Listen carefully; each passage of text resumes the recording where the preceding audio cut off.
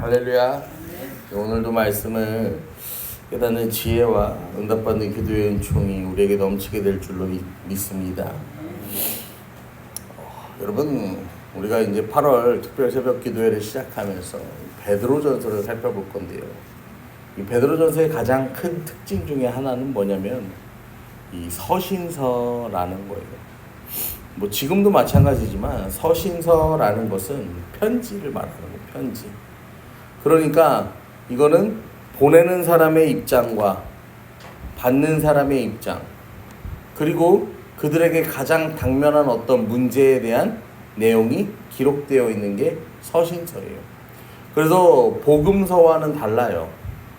어떤 율법서와도 다르고, 이거는 뭐냐면은 그 당시 사람들에게 가장 필요로 하는, 이 편지를 보낸 사람과 받는 사람들이 모두가 가장 원하고 바라마지 않는 그 상황에 대한 이해가 먼저 있어야 해요. 이 베드로가 편지를 보낼 때는 아직 이 예루살렘, 그러니까 유대라는 곳이, 유대 나라가 멸망하진 않은 상태. 이미 유대 나라는 없어요. 나라는 이미 멸망한 지 오랜데 그 예루살렘 성전이 멸망하지 않은, 성전이 무너지지 않은 그 상태, 그 시대쯤이라고 보시면 돼요. 그래서 AD 60년이 넘은 시점에서 이 로마 정부에 의한 엄청난 이 기독교 탄압이 있는데, 그 탄압으로 인해서요 매일매일 사람들이 잡혀가는 거예요. 우리가 잘 아는 것처럼, 우리가 아는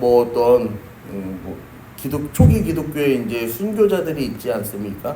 어떤 사람들은 그 원형 경기장에 이제 끌려가서 순교를 당하는데 어떻게 해요? 밤에도 경기를 하기 위해서 사람의 온몸에, 이 기독교인들의 온몸에 이 역청을 바르죠. 역청을 발라서 이 기독교인을 땔감으로 쓰는 거예요.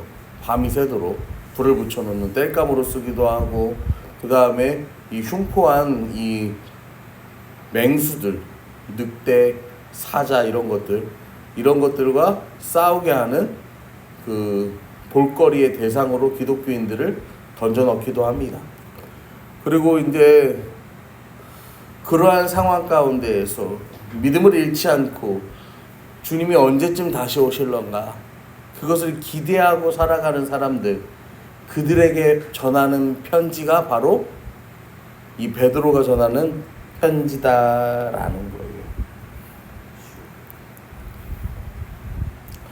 그래서 지금 이 편지를 받는 사람들은 인생 앞에 뭐가 펼쳐져 있냐면은 말 그대로 불같은 시험이 펼쳐져 있는 사람들이에요. 정말 오늘 자고 일어나면은 내일이 어떻게 될지 모르는 사람들, 하루라도 빨리 주님이 오셨으면 좋겠다라고 바라고 있는 사람들, 그 사람들에게 보내는 이 베드로의 편지인데, 이 베드로전서는요 고난받다라는 뜻의 헬라어인 파스코가요 12번이 나옵니다. 그런데요 이 베드로전서를 제외한 서신서 전체를 다 통합해도요 고난받는다라는 표현은요 11번밖에 나오지 않아요.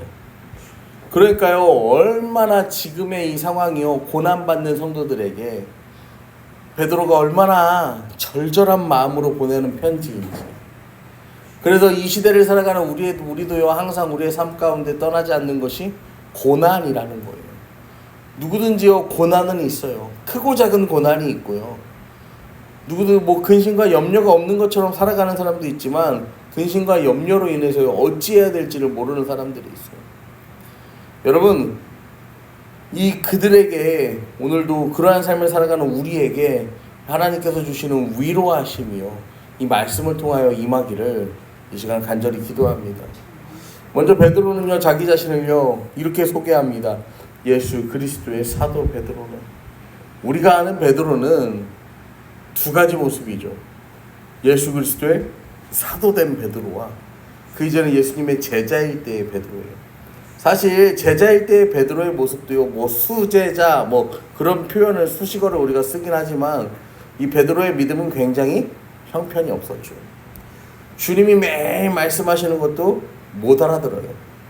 주님이 그래서 맨날 주님을 위해서, 주님 어디 가신다는 거예요? 안 돼요. 제가 주님을 위해서 싸울게요. 쟤는 그러면서요 분위기 파악을 못하죠. 누구를 내가 바라고 누구를 칼로 찌르면 되겠습니까? 내가 누구와 가서 싸우면 되겠습니까? 내가 주님을 배신하지 않겠습니다 하고 배신하고 그냥 거기에 또 무너지고, 베드로는요 굉장히 연약한 이 모습을 우리에게 보여줍니다. 그런데요 오늘 베드로는 자기 자신을 이렇게 소개해요. 예수 그리스도의 사도 베드로, 사도는 아포스톨로스라고 해서요 보냄받은 자라는 뜻이에요. 이제는요 베드로가요 자기의 사명을 정확하게 깨달았다라는 거예요. 내가 어떻게 살아가야 하는지, 이 세상 가운데 내가 그리스도인으로서 취해야 할 정체성이 무엇인지 베드로는 바르게 깨달았다라는 거예요.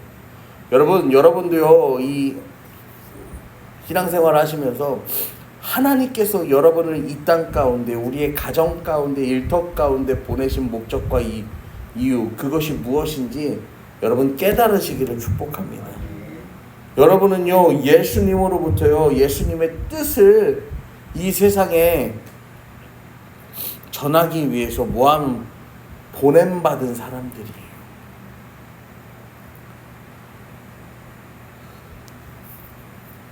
우리도 베드로처럼 예수님께 부름 받았고 세상으로 보냄받은 자예요. 여기에 대한 명확한 확신이 우리에게 있어야 한다라는 것입니다. 이 보냄받은 자로서의 확신을 왜 사도 베드로가 이야기하냐면, 본도, 갈라디아, 갑바도기아, 아시아, 비두니아, 흩어진 나그네들에게 보내는 편지이기 때문이에요. 아까 말씀드린 것처럼 이 사람들이요 그 소아시아, 터키의 지금의 터키죠, 터키 각 지역으로요 퍼진 이유가 뭐예요? 이 환란을 견디다 못해서요 조금 더 나은 곳으로 다 뭐하게 된 거예요? 찢어져서 도망가서 사는 거예요. 그러니까요 지금요 환란 때문에 너무 힘들어서 도망간 이들을 뭐라고 위로하는 거예요? 예수께 부르심을 받고 다시 세상으로 보냄받은 여러분, 살다 못 살겠어서 도망쳤어요. 하다 도저히 못 참아서 도망쳤어요. 그런데 그들에게 뭐라고 부른다고요? 예수님께 부름받은 자들아, 그리고 다시 보내심을 받은 여러분들, 그렇게 그들을 위로한다라는 거예요. 여러분 오늘도 이러한 하나님의 위로하심을요 여러분 우리가요 사모하고요 또 경험하기를 간절히 소망합니다. 그러면서요 그들에게 편지하는데 이렇게 편지해요. 곧 하나님 아버지의 미리 하심을 따라 성령이 거룩하게 하심으로 순종함과 예수 그리스도의 피뿌림을 얻기 위하여 택함 받은 자들에게 편지하노니 은혜와 평강이 너희에게 더욱 많을지어다. 이 말씀이 좀 어렵죠. 이거를 쉽게 하면요 쉬운 세번역으로 보면 이래요. 하나님 아버지께서 여러분을 미리 하시고 성령으로 거룩하게 해주셔서 여러분은 순종하게 되고 예수 그리스도의 피뿌림 받게 되었습니다. 여러분에게 은혜와 평화가 더욱 가득 차기를 바랍니다. 지금 흩어져 있는 나그네와 같은 삶을 사는 성도들에게 베드로가 뭐 하는 거예요? 그들을 위로하는 거예요.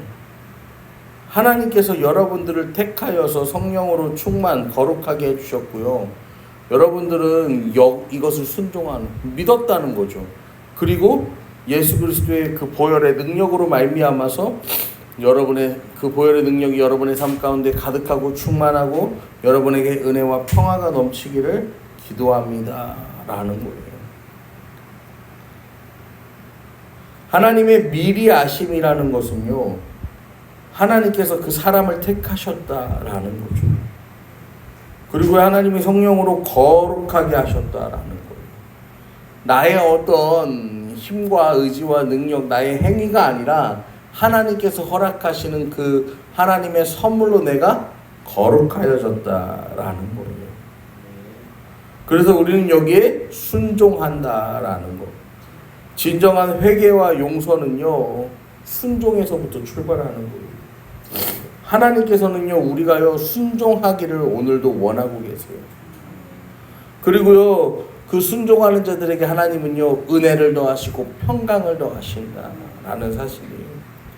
여러분 오늘도요 사탄은요 우리를 넘어뜨리기 위해서요 이렇게 저렇게요 우리를 흔듭니다. 뭐라고 흔드냐면요, 야 하나님 그런 분 아니야. 하나님은 그렇게 쪼잔하시지 않아. 그러니까 지금의 순종은 조금은 미뤄둬라고 우리를 유혹하죠. 그런데요 하나님은 우리에게 무엇을 원하고 계시냐면요 당장 지금의 작은 순종부터 원하고 계시다라는 거예요. 여러분 임박한 환난의 시대를, 그 종말을 기다리는 환난의 시대를 살아가는 성도들에게는요 당장 내일의 큰 순종이 중요합니까? 당장 오늘의 순종이 중요합니까? 당장 오늘의 순종이 중요하죠. 어제 말씀도 그렇지만요, 어제 우리가 수요 예배 때 나눴던 말씀도 그렇지만 우리는 주님이 언제 다시 오실지 몰라요. 그러니까 항상 기도하고 기대하며 준비되어 있어야 되는 거예요. 내 삶에요 오늘의 이 작은 조각 현장 하나도요 뭐 하는 거예요? 오늘도 주님의 다시 오심에 그것을 비추어 보면서 살아갈 수 있는 신앙의 자세가 필요한 거예요. 초대교회의 성도들이요 그렇게 살아갔던 것처럼 우리도 오늘을 어떻게 살아가야 된다라는 거예요. 오늘의 가장 작은 것에 일단 순종하면서 시작하는 거예요. 오늘 가장 작은 것에 순종하면서요 오늘도 주님께서 우리에게 원하시는 것이 무엇인지 그 하나님의 작은 것부터 순종하며 작은 뜻에 따라가며 살아가는 것이 우리의 삶의 가장 중요한 삶의 자세가 된다라는 거예요. 여러분 물론 그렇게 살아가는 게 그렇게 쉽지만은 않습니다. 고난 중에 넘어질 때도 있고요. 그 연단의 과정이 너무 지나치게 우리를 힘이 들게 할 때도 있어요. 하지만요 여러분 우리의 작은 순종이 쌓이고 또 쌓일 때요 그것이요 나중에요 우리가 나그네로서 이 땅을 살아가는 가운데 넉넉한 기쁨으로 감당할 수 있게 해주는 원동력이 된다는 사실을, 힘이 된다는 사실을 여러분 기억하시기를 부탁을 드립니다. 우리 이 시간에 오늘 주신 말씀을 붙들고 우리가 함께 기도하실 때 하나님 우리의 삶도요 그 흩어진 나그네의 삶을 사는 초대교회 성도들처럼 이 세상의 삶은요 잠깐의 삶에 불과합니다. 이 잠깐의 삶에 매이면요 우리를 향한 하나님의 그 선하신 뜻을 알아채지 못합니다.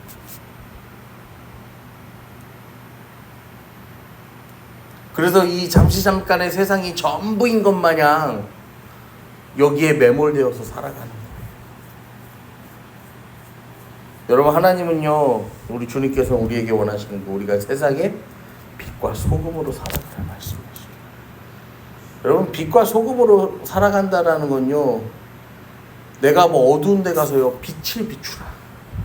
진짜 소금이 필요한 데 가서 소금이 되는 어떻게 나의 삶을 통해서 녹여내라. 여러분 그런 거창한 뜻이 아니라 빛은 뭐 하면 되는 거예요? 빛은 그냥 비추면 되는 거고 소금은 짠맛을 내면 되는 거예요.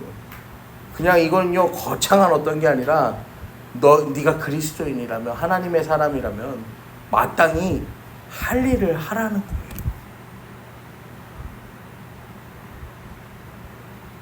여러분 역사는 누구에게서 일어납니까?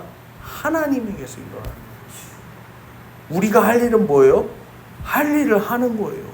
그러면은 할 일을 하는 우리의 삶을 통해서 하나님이 뭐 하시는 거예요? 역사하시는 거예요.